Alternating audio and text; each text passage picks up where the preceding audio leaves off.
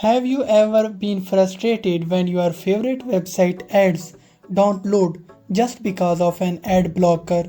Don't worry, in today's video, I will show you exactly how to disable ad blockers in the Chrome browser. Alright, let's get started. First, open your Chrome browser.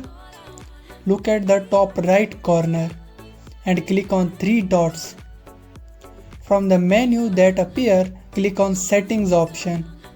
Now scroll down a little until you see the Advanced section. Under this section, you will find the Site Settings button, usually listed fourth. Click on it. Once you are in the Site Settings, scroll down again and you will see an option called Ads. Click on it. Here is the key. If the ads option is turned off, Chrome will not block any ad on the sites that show intrusive or misleading ads. To allow ads, make sure this setting is turned off. If it's turned on, Chrome will block those ads. And that's it. You have successfully managed your ad blocker setting in Chrome.